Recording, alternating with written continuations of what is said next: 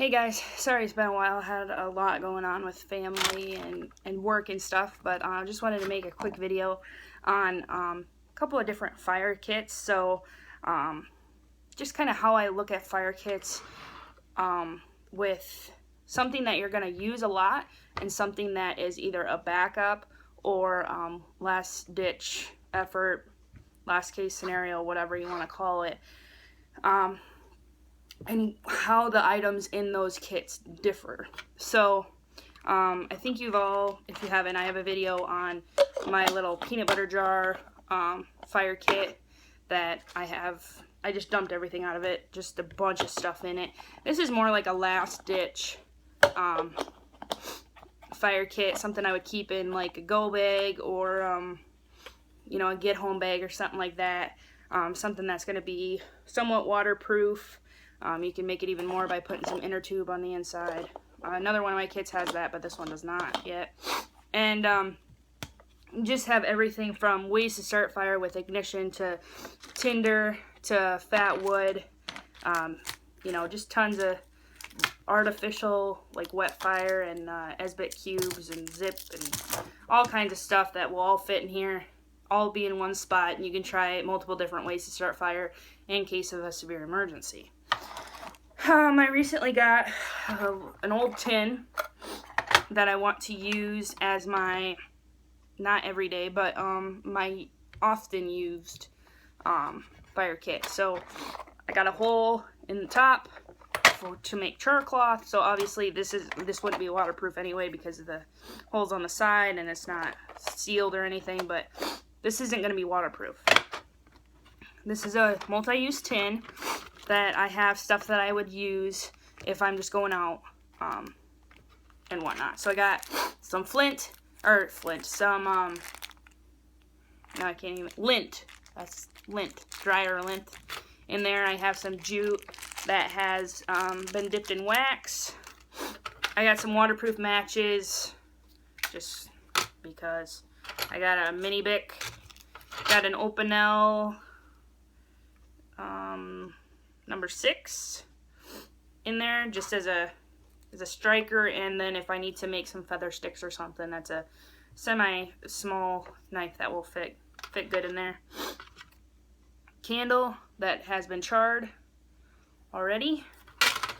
2 pieces of flint and striker for that, and then I have a cut off piece of a file that I can use as a striker as well, or I can use it to sharpen something into a usable edge. Now obviously this stuff is not like bomb proof, fail safe stuff. Flint and steel is going to be difficult to use if it's windy and wet and whatnot. This is stuff that I want to use to get better at my skills and whatnot. This is not me taking a lighter to a block of zip because I'm in that kind of situation where I just need fire that bad. Okay, this is me going out into the woods having a good time. So that's where I look at things differently. Some of this stuff may be the same, but my thought process is a lot different. So I'm going to use something like lint, which I have a ton of, first in going out and hanging out in the woods situation, just because I have a ton of it. It's a renewable resource, if you want to call it that. And it's something that I don't have to go and buy a bunch of, okay? Same with jute. Super cheap. Dip it in leftover candle wax, and you got a really nice, almost wick-like material that burns really well. You can fluff out an end. You can put a tiny piece of flint in the middle, start the flint, and then put this in the middle, almost like a candle type deal. Really easy way to get a fire going without using up a ton of resources.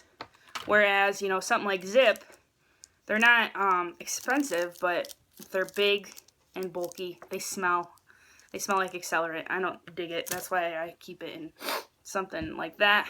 Same with wet fire. This one I think still holds air, but I'm not a huge fan of wet fire. They expire.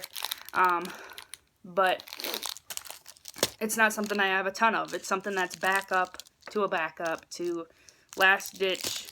I'm freezing to death and I need a fire going now. OB tampons. They're waterproof pretty much. wrapped in plastic, a ton of cotton in there. Esbit cubes, they're pretty good for that.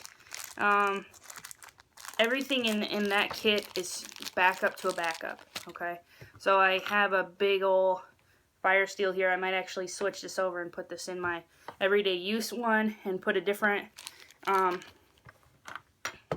one in my backup just because I want to use this one. But I also have a bigger one that has a fatwood handle on it that I could use. So, I mean, it's all into what you want, but this gives me some duct tape too without taking up too much more room in my kit. So, just want to give you my 2 cents on that. You know, I could easily throw a couple pieces of fatwood in here without taking up too much more room. And I can put excess stuff in here just to keep the rattle down. Throw a rubber band around it, and I got myself a pretty conclusive, tons and tons of ways to start fire. So, just kind of, like I said, my 2 cents on that. And I'll hopefully be doing some more videos shortly. Until then, stay tuned for more.